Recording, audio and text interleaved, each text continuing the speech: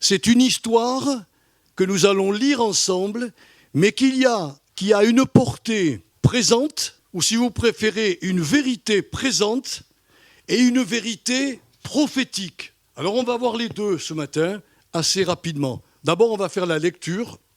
Je crois que la Bible parle beaucoup mieux qu'un prédicateur. Donc on va lire un message qui se trouve dans Luc 15, à partir du verset 11 jusqu'au verset 24. Et Jeanne, tu as parlé ce matin du fils prodigue dans ta prière, c'est le fils prodigue.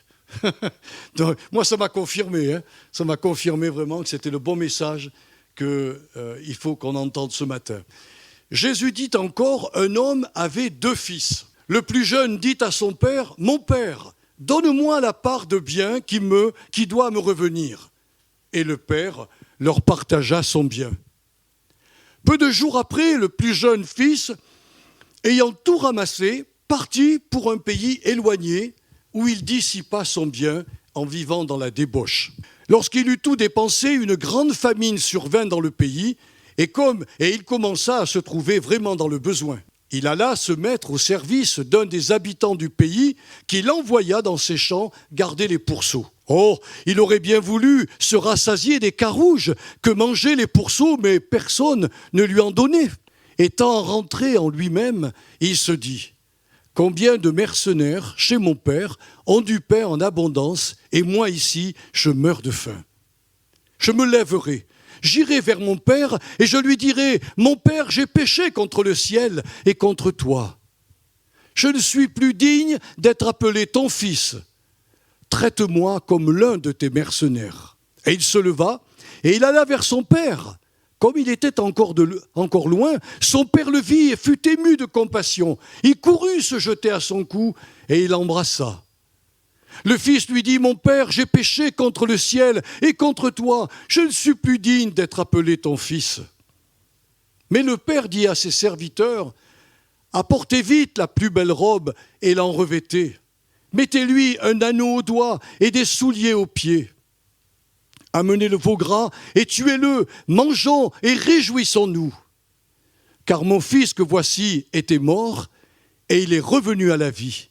Il était perdu et il est retrouvé. » Et ils commencèrent à se réjouir. C'est une histoire qu'il fallait que vous entendiez. C'est Jésus qui a parlé. Les paroles de Jésus ont une portée qu'on ne peut pas imaginer. Un homme a une parole, et une parole est capable de changer la face d'un monde. Quand Hitler s'est levé, Hitler avait une parole qui a été inspirée non pas par Dieu, mais par son ennemi de Dieu. Hitler et ses armées pensaient vraiment accomplir le millénium sur la terre. Et tout leur était permis. Mais quand il parlait au micro, à un moment donné, l'esprit qui était en lui s'emparait de sa parole et tous étaient comme captivés. Un dictateur est plus puissant qu'un gouvernement. Il y a eu combien de millions d'hommes et de femmes qui sont morts sous le régime de Staline? D'après les historiens, c'est 60 millions. Combien sont morts par la parole de Mao? Combien sont morts à la guerre de 14-18 par ces généraux qui voulaient s'emparer d'un bout de terrain? Des millions et des millions de Français et aussi d'Européens.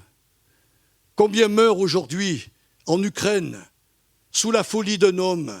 Combien sont détruits au Moyen-Orient parce que des gens ont décidé de raser Israël? Tout ce que je vous dis est le fruit d'une parole qui sort de la bouche d'un homme. Et les âmes sont ensorcelées. Jésus n'est pas un magicien. Jésus est le Fils de Dieu. Quand il parle, il nous communique la foi. Et une foi qui est accompagnée de douceur, qui est accompagnée d'amour, comme on l'a vu au travers de cette histoire, de ce père qui va embrasser son fils, qui quand même lui a demandé son héritage, ce qui voulait dire en termes clairs, « Papa, tu meurs pas assez vite, et j'aimerais bien avoir la part de mon héritage. » Il a humilié son père, il a humilié son frère, il a humilié toute sa maison. Et on va parler ce matin de ce que Jésus veut nous dire au travers de ses 2 fils. cette histoire qu'a racontée Jésus est contenue une vérité actuelle, mais aussi une vérité qui s'appliquera un jour dans le royaume éternel de Jésus-Christ.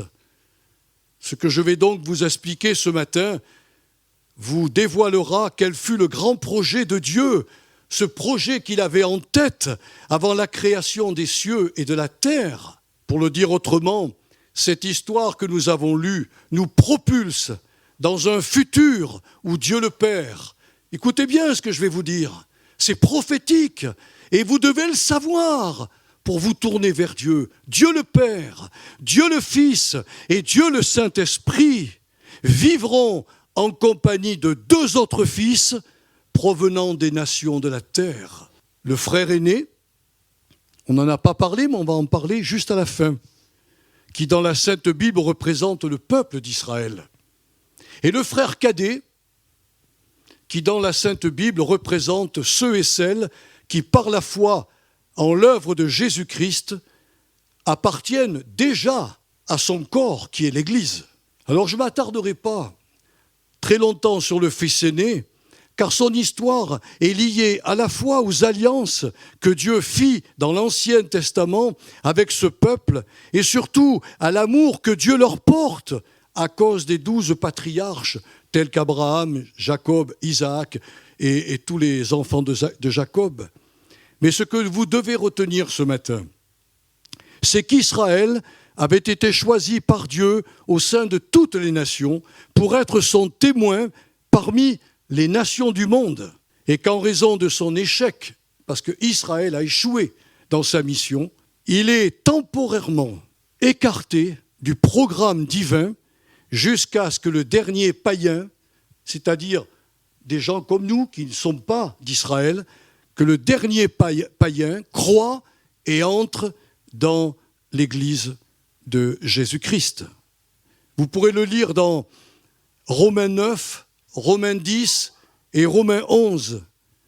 Si vous avez envie de lecture, vous pourrez voir, l'apôtre Paul nous explique le cheminement d'Israël dans l'Ancien Testament, ce qu'il est devenu, comment il est temporairement écarté pour permettre à toutes les nations du monde de croire en Jésus-Christ. Mais il faut surtout faire attention dans nos églises de ne pas croire qu'Israël a reçu un coup de pied au derrière et qu'il a été expulsé de la maison de Dieu. Il est toujours dans la maison de Dieu. Dieu a son regard sur les Juifs, même s'ils ont crucifié leur Messie, même si temporairement ils l'ont rejeté. Un jour viendra où ils seront éclairés et ils reviendront dans les promesses. C'est formidable. De plus, la qualité de fils, parce que là, le frère aîné, il est fils dans la maison de son père. C'est Dieu qui lui a donné cette qualité. Le jour où il a ordonné à Moïse d'aller voir le puissant Pharaon qui tenait en esclavage les Hébreux, et voilà ce qu'il a fait dire par la bouche de Moïse. Tu diras à Pharaon, ainsi parle l'Éternel, Israël est mon fils. C'est Dieu qui parle, hein? Il est mon fils, mon premier-né. C'est écrit dans Exode, chapitre 4, verset 22. L'antisémitisme n'est pas dans l'Église de Jésus. Nous aimons le peuple juif parce que de lui vient le salut, de lui viennent les patriarches, de lui vient le Messie promis. Nous, chrétiens, il faut faire attention, nous devons prier et ne pas prendre des décisions radicales parce qu'on voit des informations, on entend des choses qui nous choquent et nous avons le droit d'être choqués. Mais nous devons savoir que le premier fils qui est dans la maison paternelle, c'est Israël. Ne touchez pas à Israël. Bénissez Israël. Et tout ce que vous ne comprenez pas, dites-le au Père. Père, je ne comprends pas. Et le Père vous répondra avec la parabole du fils prodigue. Ils ont le cou raide. Je leur parle, ils n'entendent pas. Mais je les aime à cause des patriarches. Je hais leur mentalité. Je hais ce qu'ils font sans mon accord. Mais je les aime à cause des patriarches. Je ne peux pas être plus clair en tant que prédicateur. Et nous devons prêcher ce message, surtout dans ce monde où on fait lever les gens contre Israël. Il faut faire attention. Alors si donc Israël est le premier fils qui vivra un jour dans la maison de Dieu, dans la maison éternelle, le fils cadet, très intéressant pour nous, parce qu'il est le type de chaque pécheur humain qui, comme lui, est parti et dilapide son héritage de vie, parce que la vie que vous avez tous reçue, que nous avons tous reçue, elle ne nous appartient pas. C'est un cadeau que Dieu nous a donné. Mais ce jeune-là, il a tout dilapidé en vivant dans la débauche, il a suivi sa propre voie, hors du plan divin, et il a souillé sa personnalité. C'est pour cela que la Bible affirme que la justice des humains est semblable à un vêtement souillé. Voilà ce qu'a écrit le prophète Ésaïe au chapitre 64, verset 5. « Nous sommes tous des impurs, et toute notre justice est comme un vêtement souillé. Aucun être humain, vous m'entendez ? Aucun être humain ne peut se présenter devant Dieu en disant « T'as vu ? Oh, je ne suis pas comme l'autre. Tu rigoles, Seigneur. » Non, on ne peut pas. Notre justice, elle est souillée. Il nous faut une autre justice, celle de Jésus, pour pouvoir justement nous présenter devant le Seigneur. Alors, comme nous l'avons lu, et comme nous l'a montré Jésus au travers de l'attention de ce père pour son fils prodigue qui est parti, loin de lui, eh bien, c'est un père aimant, un père qui est plein de bienveillance envers les humains que nous sommes. Paul dira même aux Athéniens, dans les Actes au chapitre 17, si vous avez bien lu votre Bible, il dira, Dieu est si près de nous qu'on pourrait presque le toucher. Il n'est pas loin, le Seigneur, il est tout près. Vous vous rendez compte ?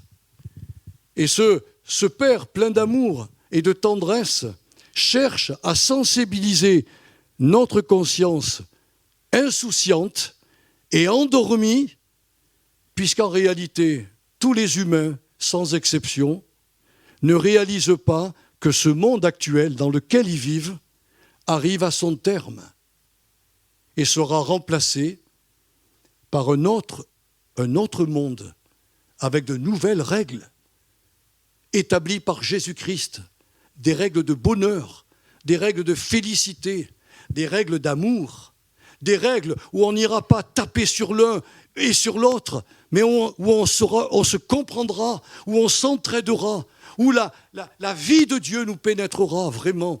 Oui, nous vivrons dans cette dimension. Et c'est pour ça que Jésus, en parlant du Fils prodigue, ne parle pas simplement des païens qui ont pris leur vie et qui sont partis. C'est prophétique ce qu'il annonce. En termes clairs, il nous dit, Israël, c'est déjà fait. Il est dans la maison de Dieu. Et Dieu se chargera de lui pour le ramener totalement à lui. Mais vous, païens, vous qui m'entendez, vous les nations qui êtes autour d'Israël, vous êtes comme le fils, comme le jeune, comme le cadet.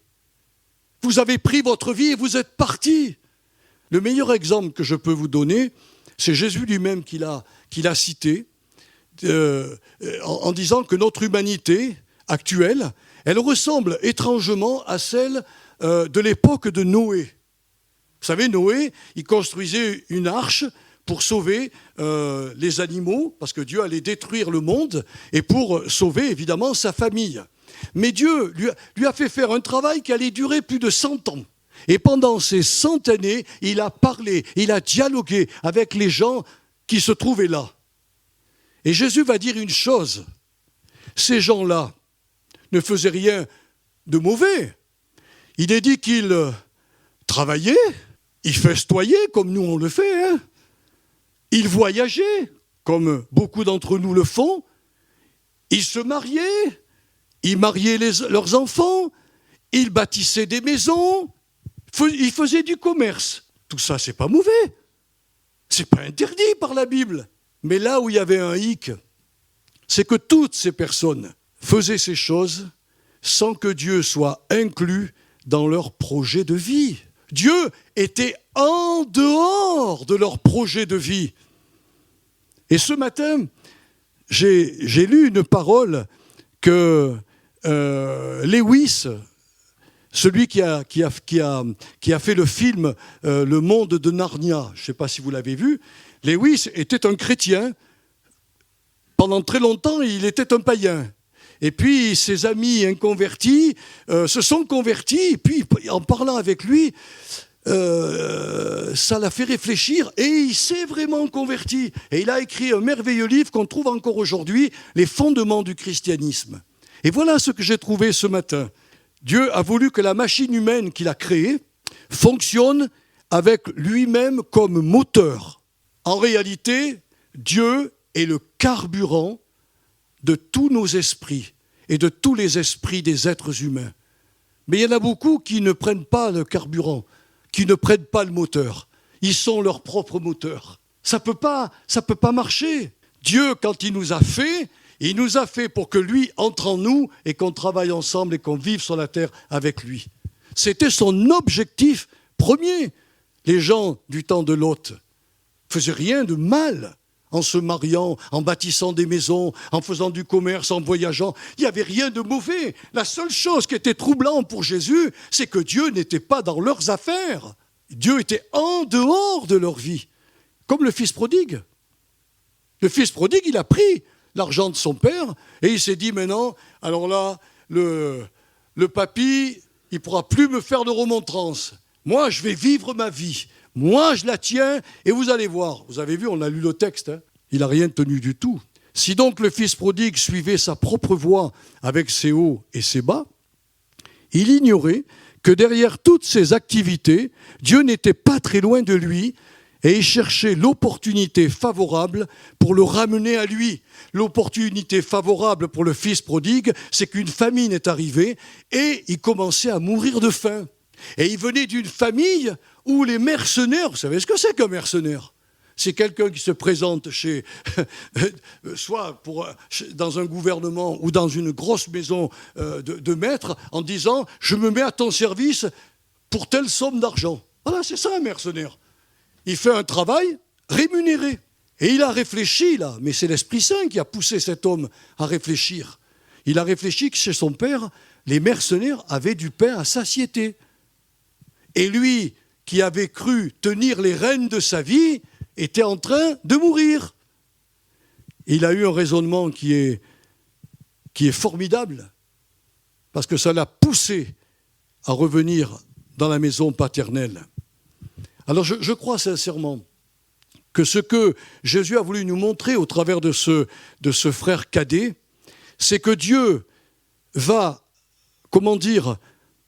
il va nous permettre d'être confrontés tôt ou tard à des événements inattendus qui vont surgir dans notre vie, qui peuvent se présenter parfois comme une épreuve spécifique, particulière, un échec personnel ou professionnel, une maladie fortuite qui va pousser les humains que nous sommes à avoir un questionnement existentiel.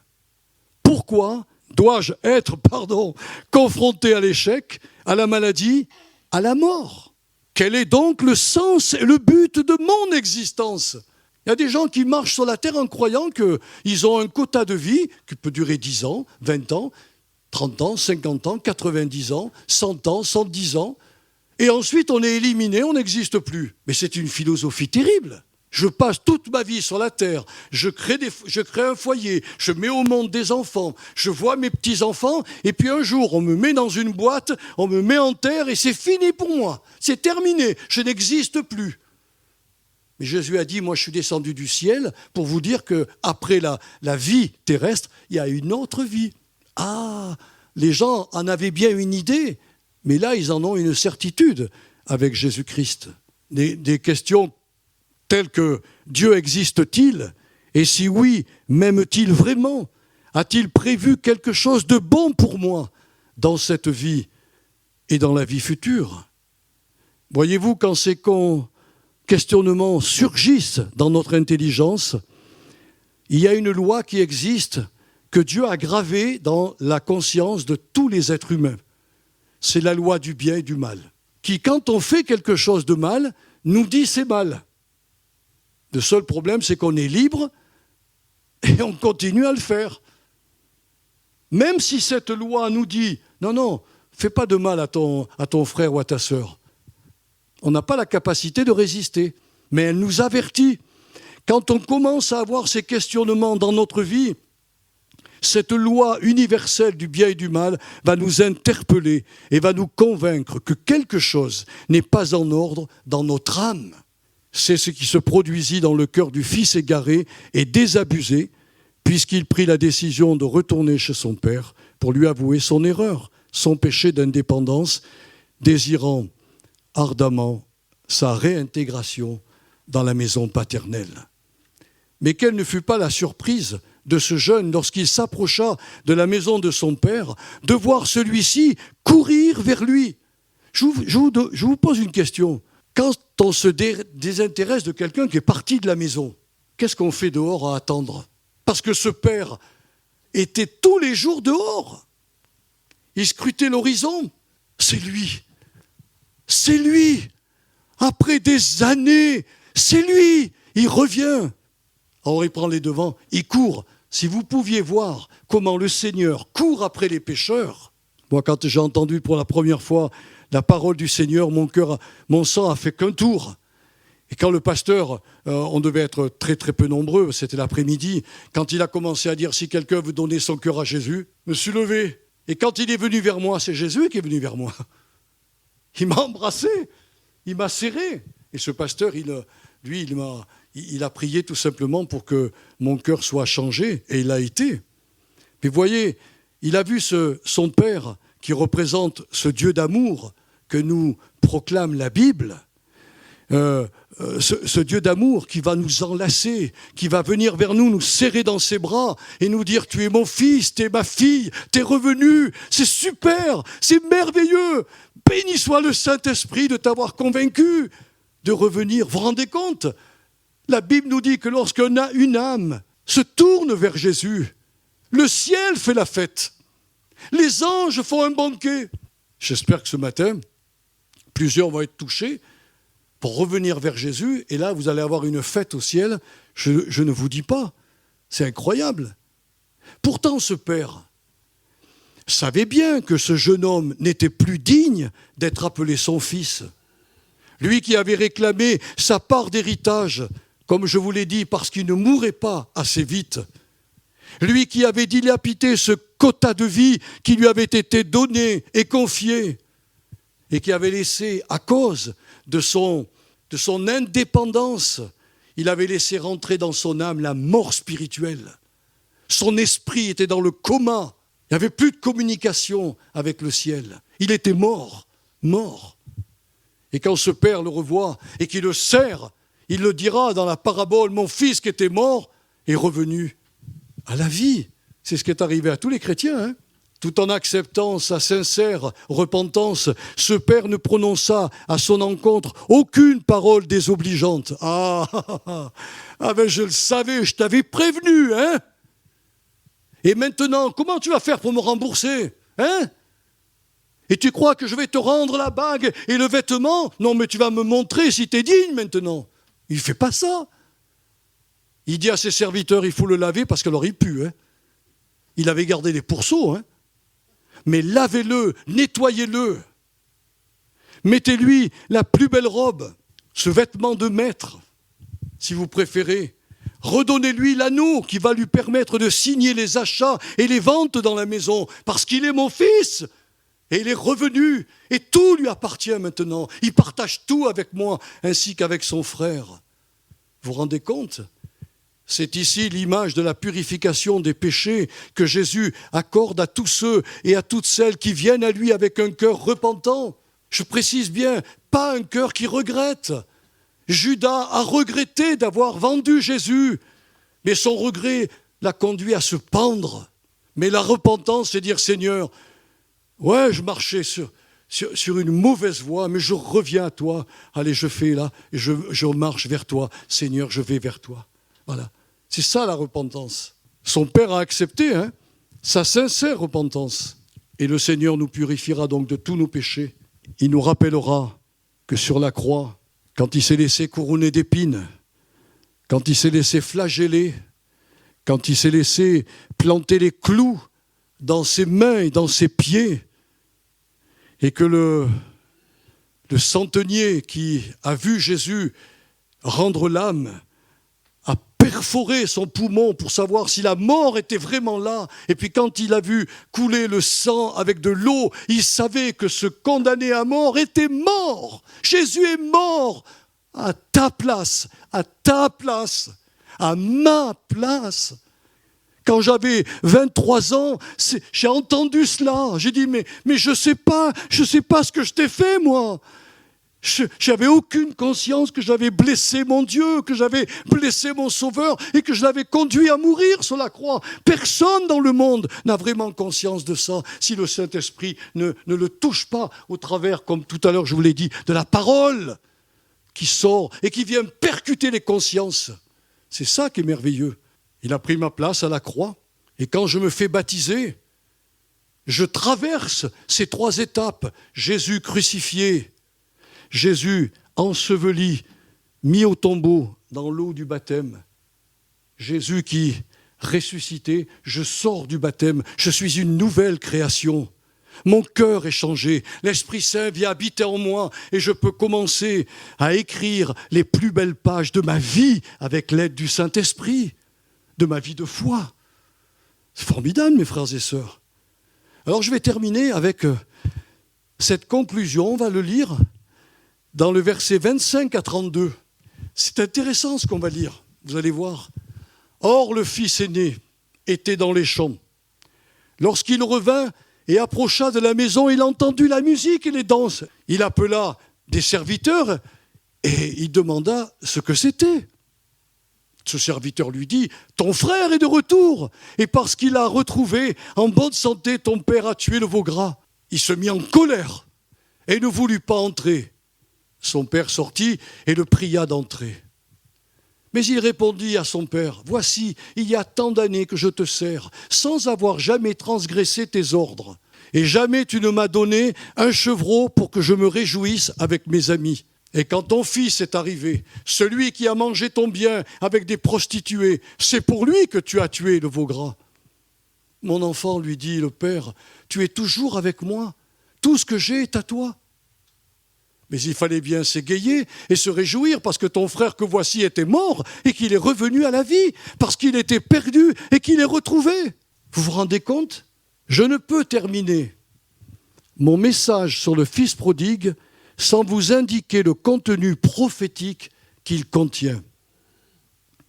En effet, au travers de ce que nous avons lu, 2 vérités ressortent de notre récit. La première vérité, c'est qu'à travers l'attitude odieuse du frère aîné, Jésus prévient tous ceux qui vont croire en lui qu'ils rencontreront au cours de leur vie de foi pas mal de difficultés pour affermir leur foi, pour les amener dans la maturité spirituelle et les préparer à régner un jour avec lui.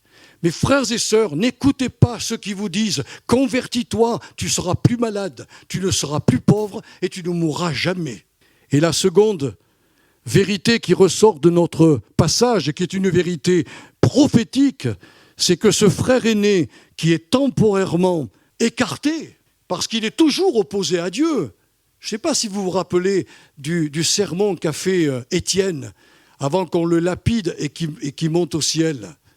Il a dit aux Juifs de l'époque, « Mes frères, vous vous opposez toujours au Saint-Esprit. Le Messie est arrivé dans votre ville. Il a guéri des milliers et des milliers de gens. Il vous a démontré sa divinité, sa puissance et son autorité. Il vous a prouvé qu'il était votre Messie. Et vous l'avez tué. Vous vous êtes toujours opposés au Saint-Esprit. » Mes frères et sœurs, vous parlez avec des Juifs, ils ne vont pas être d'accord avec vous, hein. Sauf les Juifs messianiques qui ont cru en Jésus, mais par rapport à la masse de Juifs qu'il y a dans le monde, ils sont quand même très très peu nombreux. Eh bien ces Juifs-là, qui aujourd'hui sont temporairement opposés à Jésus-Christ, sera au jour des événements apocalyptiques un grand secours, pour les chrétiens qui seront persécutés sous l'égide du grand dictateur mondial qui arrive et que l'on appelle l'Antichrist. Il est peut-être en train de préparer son programme pour l'humanité. L'humanité, elle est mûre, elle est mûre. On entend à l'ONU des gens dire « il nous faut maintenant un gouvernement mondial avec à la tête un homme qui sera un génie, qui sera, si vous préférez, le Messie de Satan, qui s'opposera toujours à Jésus-Christ. Et ce jour-là, eh bien, il y aura une partie d'Israël convertie qui viendra protéger les chrétiens persécutés sous le régime de l'Antichrist. Parce que même après l'enlèvement de l'Église, il y aura des gens qui vont croire jusqu'au bout. Ils nous rejoindront un petit peu plus tard dans le ciel. Mais voyez-vous, ce qui est glorieux et prophétique ce matin, c'est que Israël, sous les traits du frère aîné, et nous, Église de Jésus-Christ, sous les traits du Fils cadet, on sera tous réunis dans le ciel et on ne formera qu'une seule et véritable épouse de Jésus-Christ. Il y a des gens qui pensent qu'Israël ne sera pas du tout l'épouse de Dieu, mais bien sûr qu'elle le sera. Ça a toujours été le programme divin dans l'Ancien Testament. Et Dieu le dira, tu es mon épouse, je te chéris. Oui. Il va même, c'est un frère qui m'a interpellé cette semaine, justement pour me rappeler que Osée, Dieu lui a demandé d'épouser une prostituée, d'avoir avec elle des enfants. Puis ensuite, il lui dit, tu vas la répudier parce qu'elle te trompe. Et puis une fois qu'elle s'est reprostituée, il lui dit, tu vas la chercher et tu vas la réépouser. Mais il démontrait que Israël, qui était l'épouse de Dieu, s'était prostituée auprès des idoles. Et Dieu a été la chercher, il a été la laver, il a été la purifier. Et il lui a redonné sa dignité d'épouse. Alors, à la fin, ce message est prophétique, parce qu'à la fin, dans la maison paternelle, il y aura Israël en tant qu'épouse, il y aura l'Église en tant qu'épouse. Et les deux seront réunis et ne formeront qu'une seule épouse autour de notre Sauveur Jésus-Christ, pour votre destinée éternelle. Ce n'est pas simplement qu'un pauvre païen que Jésus a raconté cette histoire. Il a montré que c'était un père qui avait 2 fils et les 2 étaient perdus. Et Dieu a été récupérer les 2. Et il les récupérera et il les amènera dans son royaume. Nous faisons partie du fils cadet. Mais jamais nous devons exclure le fils aîné. Même si aujourd'hui, temporairement, il est un peu en rébellion, même beaucoup, envers son Créateur. Mais il y a des promesses et des prophéties qui sont faites à son égard. Que Dieu vous bénisse vraiment. Seigneur, j'ai raconté cette histoire ce matin avec ce que je suis, avec ce que j'ai compris. Mais je sais que cette histoire, elle n'est pas simplement une histoire pour le temps présent, parce que tu appelles des hommes et des femmes à se convertir. Mais c'est aussi une histoire qui nous montre que plus tard, dans le royaume éternel, nous retrouverons Israël et l'Église avec Israël deviendront la seule et unique épouse de Jésus-Christ. Alors Seigneur, merci de nous rappeler et de rappeler à notre mémoire ce que nous avons entendu ce matin. Parce que les temps sont courts. Je ne sais pas quand paraîtra l'Antichrist. Mais quand on voit les événements qui se produisent de plus en plus dans le monde, guerre, bruit de guerre, Seigneur, avec l'aspiration des nations de dire « mais on ne peut plus régner sur nos peuples, il nous faut quelqu'un qui règne sur le monde entier ». Et Seigneur, c'est la préparation, Seigneur, de l'Antichrist, de la venue de l'Antichrist et surtout de ta venue à toi qui vient chercher ton Église.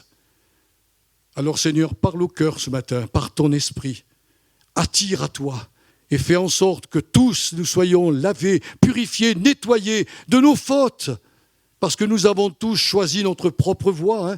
Il fut un moment où on a fait ce qu'on a voulu et on a un jour entendu ta voix et puis voilà, nous sommes revenus vers toi, nous avons été pardonnés et aujourd'hui nous sommes en marche vers ce ciel. Soyez tous bénis, mes frères et mes sœurs, ce matin, dans le beau et merveilleux nom de Jésus. Amen.